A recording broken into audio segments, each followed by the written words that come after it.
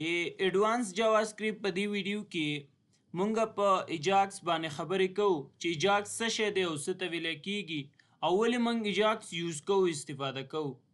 اول دا چې ایجاکس مخفف د څه شي دی. ای اسنکرونوس جې چې دی دا له جاوا سکرپټ نه اخیستلی شوی دی. ای اینډ ایکس ایگزامل یعنی ایجاکس چې دی دا مخفف دی اسنکرونوس جاوا سکرپټ اینډ ایگزامل مخفف دی. اوس سوال پیدا کیږي چې ایجاکس ویلی کیږي څه ته ولې ایجاکس یوز کوو.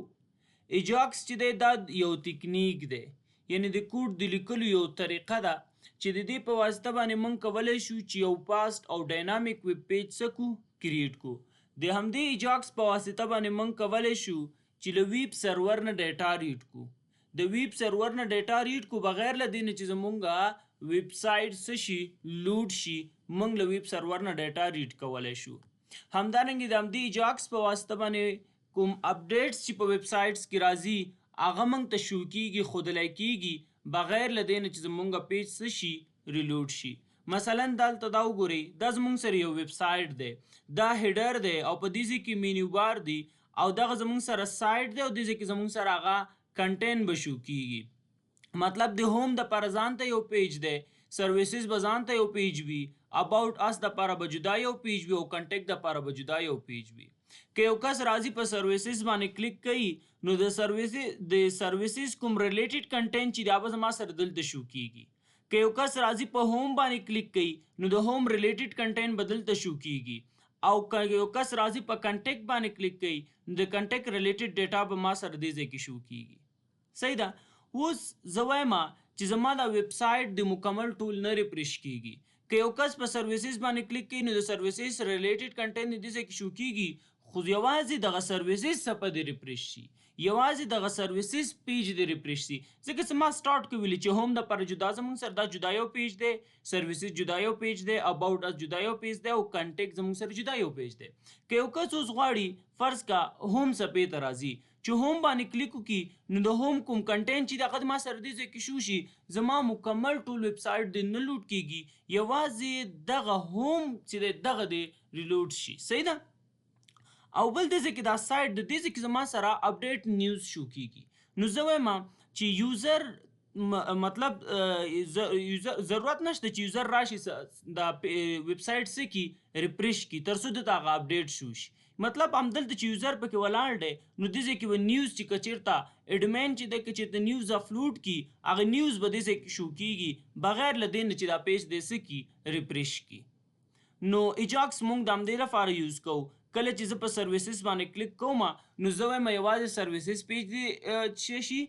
ریلوډ شي مکمل ټول ویب سایټ زمونږ سره نه ریلوډ کیږي. یا که زما اوس په کار وي اباؤټ اس په کار دی نو که زه اباؤټ اس باندې کلیک کوم یوازې اباؤټ اس پیج زما سره ریلوډ کیږي او ټول ویب سایټ زما سره نه ریلوډ کیږي. اوس دا ایجاکس څنګه کار کوي دا کار څنګه کوي. فرض که دا زمونږ سره یو یوزر دی او دا سرور دی. کله چې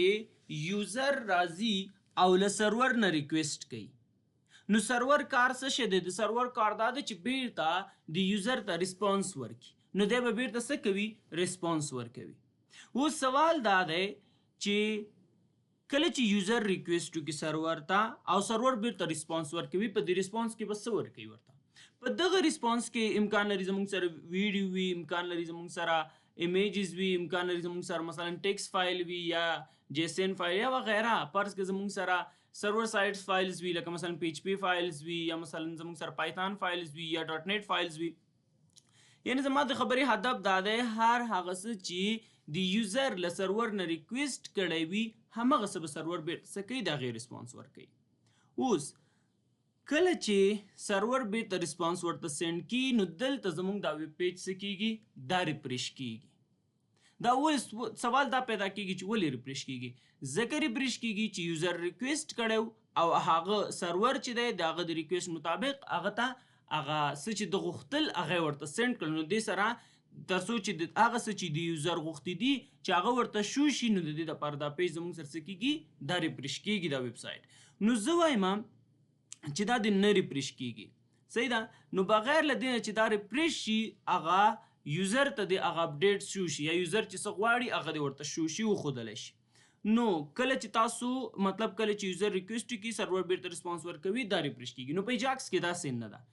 په ایجاکس کې ډایرکټ له سرور نه ریکویسټ نه کیږي. که چېرته ډایرکټ له سرور نه ریکویسټ شي نو زمونږ ویب سایټ ریفریش کیږي. نو دلته په ایجاکس کې ډایرکټ له سرور نه ریکویسټ نه کیږي. دلته مونږ ورسره څه یوز کوو؟ جاوا سکرپټ ورسره یوز کوو. او په جاوا سکرپټ کې زمونږ سره یو کلاس دی په نوم دی XML HTTP ریکویسټ په نوم باندې. XML HTTP ریکویسټ چې په نوم باندې چې کوم کلاس دی د دې په واسطه باندې کله چې مونږ ریکویسټ مطلب کله چې مونږ ریکویسټ کوو نو هغه چیرته ځي؟ هغه بیکګراوند ته ځي. هغه بیکګراوند ته ځي او دغه ریکویسټ ځي بیا سرور ته،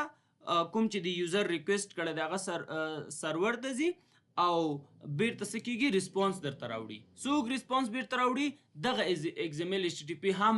ریسپانس درکوي او هم ستاسو ریکویسټ څه کوي؟ اخلي. نو بغیر له دې نه چې زمونږ پیج مطلب ریفریش شي هغه کنټینټ موږ ته څه کیږي؟ شو کیږي، ښودلی کیږي. ښه،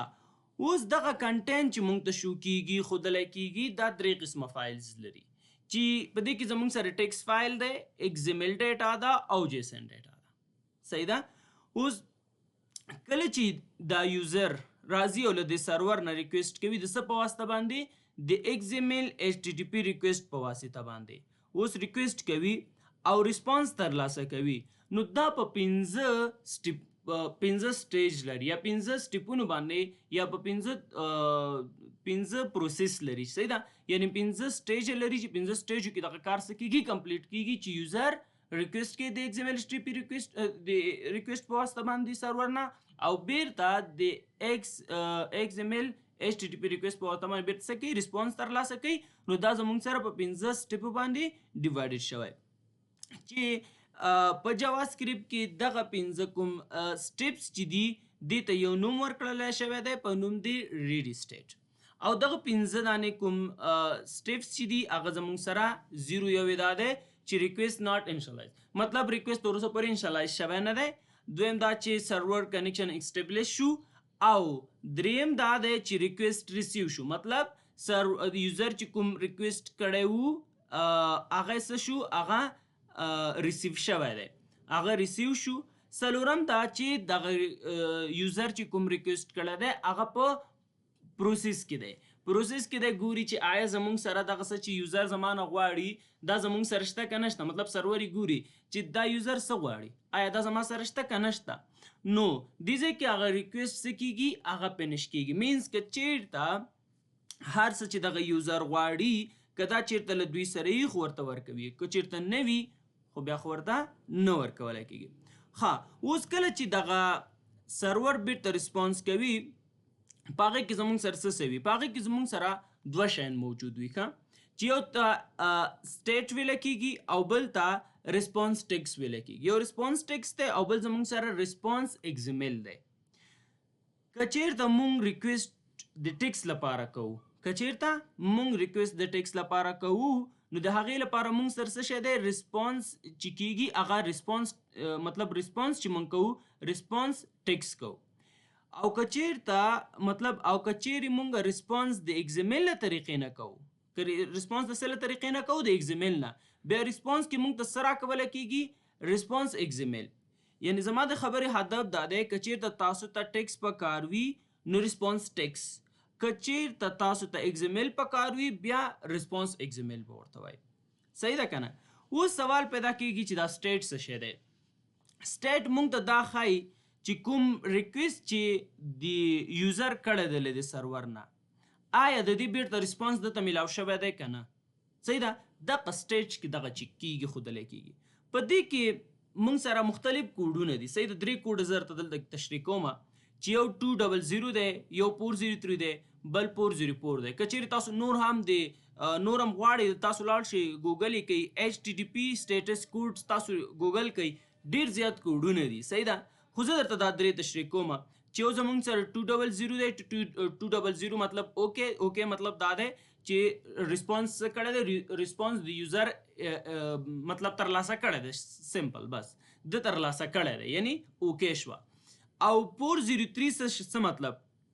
403 مطلب دا دی چې سرور ریسپانس نه کوي. ولې ریسپانس نه کوي؟ حتما سرور کې څه مشکل دی، کوم پرابلم دی، نو سرور ریسپانس نه کوي. که چېرته پور 04 مطلب دا دی چې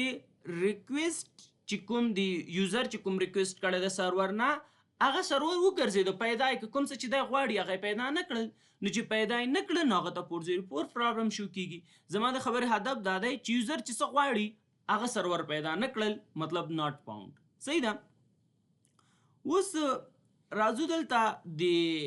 دغه کوډ اوس موږ لیکلی څنګه شو. ایجاکس کې دغه د کوډ د لیکلو دا طریقه اوس څنګه ده؟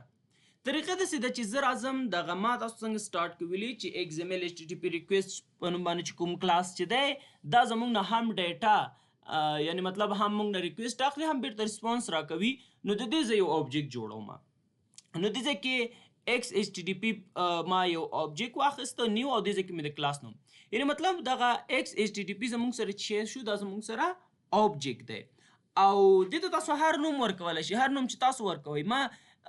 XHTTP اخسته تاسو چې هر نوم ورکوئ هغه تاسو په ډیپینډ کوي فرض کړئ OBJ آبجیکټ ABC XYZ هر نوم چې تاسو ورکوئ او دغه آبجیکټ په واسطه باندې چې په دې آبجیکټ په واسطه باندې موږ له څه کوو د سرور ته ریکویسټ هم سینډ کوو او د همدې په واسطه باندې سرور نه بیرته څه اخلو ریسپانس هم اخلو. اوس دلته زما سره دوه میتود موجود دي.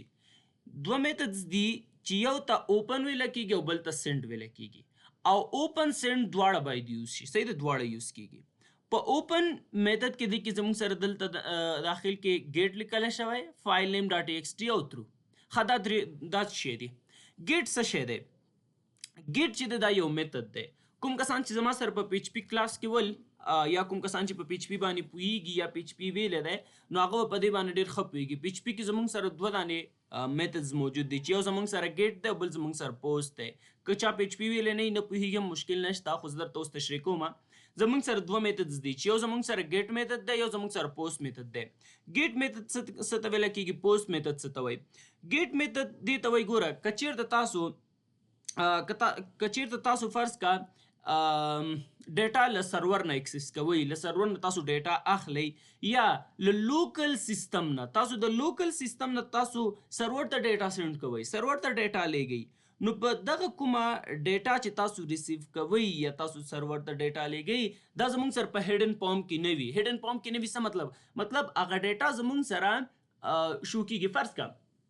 فار ایگزامپل تاسو یو فارم جوړ کو، یو فارم مو جوړ کو لاګین په نوم باندې، هلته تاسو یوزر نیم ولیکو او پاسورډ مو ولیکو. دغه یوزر نیم پاسورډ چې تاسو ولیکو څنګه چې تاسو سبمیټ باندې کلیک کوئ چې تاسو غواړئ د ویب سایټ ته لاګین شئ نو هغه ستاسو پاسورډ او یوزر نیم په هغه کې شو کېږي، په هغه پات کې شو کېږي، هغه کوم URL بار چې دی په هغې ځای کې څه کېږي ستاسو پاسورډ هم شو کېږي او ستاسو هغه یوزر نیم هم شو کېږي. چې دا زموږ سره یعنې زما د خبرې هدف دا دی چې ګیټ میتود زموږ سره څه دی داسې کیورډ نه دی. او پوسټ میتود د دې په سرچپه دی. یعنې پوسټ میتود کله چې تاسو له سرور نه څه مطلب اکسس کوئ یا د لوکل سیستم نه سرور ته څه اپلوډ کوئ نو هغه زموږ سره په هیډن فارم کې هیډن فارم مطلب دا دی چې هغه زموږ سره سکیور وي. مطلب فرض کا یو فارم دی یعنی مطلب فارم دی که چېرې تاسو فارم ډکوئ مطلب فارم هم ډک کال تاسو یوزر نیم پاسورډ ولیکئ. فرض کړئ زه به تاسو یوزر نیم پاسورډ وایم. کله چې تاسو یوزر نیم ولیکئ پاسورډ یو لاګین فارم دی تاسو کله ډک تاسو سبمیټ باندې کلیک کوئ که تاسو چېرته پوسټ میتود یوز کړئ دا بیا زموږ سره په URL کې نه شو کېږي. صحیح ده، URL بار کې هلته زموږ سره بیا دا نه شو کېږي، نه ښودلی کېږي. نو زما د خبرې هدف دا دی چې پوسټ میتود چې دی دا زموږ سره چې دی سکیور دی، ګیټ میتود زموږ سره سکیور نه دی. بل دې ځای کې زما څه لیکلي فایل نیم ډاټ TXT مې لیکلی، فایل نیم تاسو هر څه اچوئ دا تاسو پورې ډیپینډ کوي. دا اوس زه ټیکس اخلم، ما دلته ډاټ TXT ولې لیکلی؟ زه غواړم مطلب دې ځای کې یوزر چې کوم ریکویسټ کوي هغه د ټیکس فایل کوي. امکان لري چې دې کې زموږ سره سرور سایډ فایلز وي لکه موږ سره PHP فایلز وي، پایتان فایل وي، .NET وي، جاوا وغیره دغه فایلز پکې وي. صحیح ده، یعنې سرور سایډ فایلز هم دې ځای کې اوسېدلی شي. بل دې ځای کې زموږ سره ترو لیکل شوی. ترو مطلب څه شی دی؟ لکه څنګه چې ما تاسو سټارټ کولی ایجاکس مخفف د څه شي دی؟ اسنکرونس جاوا سکرپټ اینډ XML مخفف دی. نو دغه ترو چې دی دا زموږ سره د XML موډ دی، مطلب سوري اسنکرونس موډ دی. اسنکرونس موډ چې دی دوه حالته لري، اسنکرونس موډ آن دی او اسنکرونس موډ آف دی. اسynchronous mode on مطلب true دی یعنی د دې مطلب 1 دی یا د دې مطلب yes دی اسynchronous mode شی شو on دی او که چیرته اسynchronous mode تاسو off کوئ دې مطلب دا دی فالس اوس سوال پیدا کیږي دا څه مطلب یا دا true false دلته موږ ولې لیکو دا تاسو همیشه true ولیکئ دا تاسو همیشه true لیکئ ولې ځکه که چیرې تاسو سره اسynchronous mode تاسو سره on وي د دې څه مطلب د دې مطلب دا دی کله چې یوزر ریکویسټ کوي له سرور نه حتما دغه ریکویسټ چې کیږي له سرور نه په دې کې لږ وخت اخیستلی کیږي نو مطلب لږ وخت به اخلي ځکه ریکویسټ اول ځي دغه XML HTTP ریکویسټ چې دی دا به د سرور دا به دغه ریکویسټ اخلي دا به وړي چیرته سرور ته به وړي او بیرته ریسپانس نو دا لږ وخت نیسي نو دا چې کله وخت نیسي نو په دې کې تاسو کولی شئ نور کارونه هم ترسره کوئ خو که چیرې تاسو نور کارونه هم ترسره کوئ که چیرې تاسو فالز اخیستی فالز مو اخیستی بیا تاسو نور کارونه نشئ ترسره کولی څنګه چې تاسو مطلب کوم ریکویسټ یوزر وکړو بس تاسو همدلته ودرېږئ تر څو پورې تاسو ته ریسپانس درکوي تاسو نور کارونه نشئ کولی اما تاسو دا همیشه ترو واخلئ اوس دپاره په دې باندې خپل ځان ته سر مه په درد کوئ دا د اوس دپاره همداسې ترو پرېږدئ صحیح ده که نه ښه ورپسې بل دا چې ښه په دې خو پوه شو چې مطلب دې ځای کې به مونږ دوه میتد اخلو بل دا چې ریډي سټیټ باید هر وخت چیک شي ریډي سټیټ باید چې شي هر وخت چیک شي اوس دلته سوال پیدا کیږي چې ریډي سټیټ څه شی دی او څه ته ویلی کیږي ریډي سټیټ موږ مخکې وویلې کوم پنځه سټیج چې ما تاسو ته وښودل صحیح ده هغه باید هر وخت چیک شي د هغې چې کول لپاره زمونږ سره څه موجود دي زمونږ سره په دې کې یو میتد موجود دی په نوم د څه شي آن ریډي سټیټ چینج چې د دغه په واسطه باندې موږ څه کوو دغه ریډي سټیټ چې دا موږ څه کوو چیک کوو چې آیا ریډي سټیټ مطلب دا دی چې آیا دا کوم یوزر چې دا کوم ریکویسټ کړی دی د سرور نه سرور بیرته ته ریسپانس ورکړی که نه دا موږ دلته کې څه کوو چیک کوو اوس د دې په داخل کې دلته زه څه کومه دې ځای کې زه یو کنډیشن یوز کومه په دې کنډیشن کې زه ورته وایم دغه سټیټس ما تاسو ته مخکې ویلي چې زموږ سره 0 1 2 3 4 دا مې تاسو ته مخکې ویلي که چیرې 4 نو مطلب دا څه شی دی بیرته دې ځای کې ما 4 ولیکه 4 مطلب دا زموږ سره اوس څه کیږي صحیح دی او دې ځای کې مطلب او دې ځای کې ما سټیټس واچو سټیټ مطلب 2000 دا زموږ سره اوکې ده یعنی ریډي سټیټ چې دی دلته کې ریسپانس دلته بیرته ورکوي دا صحیح دی مشکل نشته یعنی دې ځای کې موږ ویلي چې دا زموږ 4 ما تاسو ته ویلي 4 کوډ شی دی مطلب هلته کې ریسپانس فینش دی ریسپانس فینش مطلب دا دی چې ریسپانس څه کیږي ورته ورکړلی شوی دی او سټیټ شی دی سټیټ زموږ سره 200 دی 200 څه مطلب 200 مطلب دا دی چې اوکې یعنی ریسپانس کوم ریسپانس چې د مطلب کوم ریکویسټ چې د یوزر کړی دی هغه ته بیرته څه وشو هغه ته بیرته ریسپانس ورکړلی شو او دې ځای کې ما ورته ولیکل چې ډاکومنټ ډاټ ګیټ الیمنټ په آی ډي اوس زه په HTML فایل کې هلته زه غواړم چې دغه کوم ټیکس فایل چې ما دې ځای کې ټیکس فایل نیم ډاټ ټیکسټ لیکلی دا فایل زه غواړم چې په HTML فایل کې هلته څه کوم مطلب HTML کې زه ایډ کول غواړم د ډیمو په نوم باندې ما هلته یو کلاس اخیستی دی یو آی ډي اخیستې ده او دا فایل کې چې هر څه پراته دي زه وایم دا ډیمو په نوم باندې کوم آی ډي چې دی دا د په هغې کې څه شي ایډ شي انر HTML مطلب دا د داخل د HTML کې او ریسپانس ټیک چې دی مطلب یوزر چې کوم ریسپانس کوي هغه چې دی هغه زموږ سره ټیکس دی ملګرو د دې لپاره تاسو سره سرور باید واوسیږي لایف سرور باید واوسیږي که تاسو هر یو کوډ ایډیټر یوز کوئ زه ویس کوډ یوز کوم په ویس کوډ کې زموږ سره لایف سرور شته دی چې تاسو ته مې مخکې په دې باندې خبرې کړي دي نو زه راځم داسې کې زه یو فولډر جوړوم فولډر ته نوم ورکوم day013 په نوم باندې فولډر مې جوړ کړو په دې فولډر کې زه یو فایل اخلم index.html په نوم باندې ما په دې کې یو فایل واخیسته او په دې کې دننه زه د یو هغه فایل هم اخلم د یو ټیکس فایل هم اخلم صحیح ده نو ټیکس فایل به دې ځای کې زه ورته وایم چې په دې کې ما ته index.txt یو فایل مې واخیست په دغه TXT کې چې تاسو هر څه لیکئ فرض کا دې TXT فایل کې ما دلته دې TXT فایل کې زه لیکم welcome to JavaScript class فرض کا ما داسې یو څه ولیکل صحیح ده ما ورته ولیکل welcome to JavaScript class ما دا ورته ولیکل د هغې نه بعد زه راځم دلته راغلم دې ځای کې زه د به دا صفحه لږ دې خوا ویسم او دا به زه تاسو ته لږ زوم کړم صحیح ده اوس دې ځای کې زه دلته زه یو پی مې واخیست پاراګراف مې واخیست صحیح ده او دلته زه یو آی ډي اخلم آی ډي فرض که ما ولیکل مای آی ډي مې ولیکله دا ضروري دی مطلب دا تاسو ولیکئ ځکه هغه ډیټا کوم ډیټا چې یوزر مطلب له سرور نه اخلي هغه ډیټا زه دې ځای کې مطلب اچول غواړم دې ځای کې به زه یو څه ولیکم له مخکې نه دې ځای کې زه ورته لیکم چې هیر وي لود ډیټا داسې یو څه به ورته ولیکم لود ډیټا فرض که ما داسې یو څه ورته ولیکل صحیح ده هغې نه بعد لاندې راځم دې ځای کې زه یو بټن جوړوم او په بټن کې دلته زه ورته لیکم کلیک مې ولیکه صحیح ده صفحه کنټرول اس کوم رائټ کلیک کوم په دې باندې اوپن وذ لایف سرور یې کوم اوپن تاسو باید دا په لایف سرور کې اوپن کړئ صحیح ده دا وګورئ زموږ سره بټن دی کې زه به لږ زوم کم دی کې دا بټن زموږ سره جوړه شوه او دا هم زموږ سره ده کله چې زه په دې بټن باندې کلیک کوم نو مطلب یوزر ډیټا دې باندې کلیک کوم نو یوزر د ټیکس فایل واخلي او هغه ټیکس فایل کې 400 پراته دي هغه به زموږ سره هیر وی لود ډیټا د دې په ځای باندې موږ سره سکیږي رائټ کیږي مطلب دا ډیټا دا لیکل بل لري کیږي او د دې په ځای به زموږ سره دغه لیکل راځي دا لیکل چې دی ویلکم ټو جاوا سکرپټ کلاس دا به زموږ سره راځي خدا مې کلوز کو راځم دې کې زه سکرپټ ټیګ مې اوپن کا او سکرپټ ټیګ مې بیرته کلوز کو اوس د دې په داخل کې زه دلته کې یو فنکشن اخلم فنکشن مې واخیست او فنکشن ته زه نوم ورکوم ځکه دې کې فنکشن ته مې لود ډیټا څه داسې یو نوم مې ورته ورکو او دا لود ډیټا په نوم باندې فنکشن چې دی دا به زه دې ځای کې کال کوم هم صحیح ده ځکه دا کلیک دې ځای کې لیکم آن کلیک او دې ځای کې دا زه دلته کله چې مطلب په دې کلیک بټن باندې کلیک وشي نو دا فنکشن دې زموږ سره کال شي په دې فنکشن کې څه پراته دي راځو په دې فنکشن کې دلته زه ورته لیکم اول دې ځای کې زه یو اوبجیکټ جوړم د ایکس دې ځای کې زه لیکم چې ایکس ایچ ټي ټي پی دا زموږ سره اوبجیکټ نوم شو او نیو او دې ځای کې زه د کلاس نوم اخلم چې کلاس نوم زموږ سره ایکسمل دا دی ایکسمل ایچ ټي پی ریکویسټ دی دا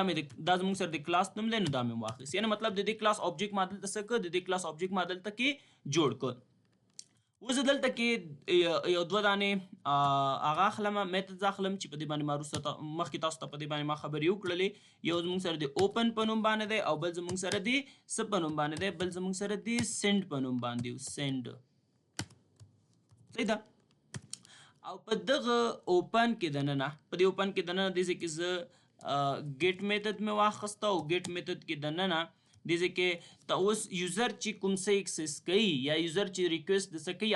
هغه د څه شي فایل ده دلته ورته لیکم index.txt فایل ده هغه زموږ سره د ټیکس فایل دی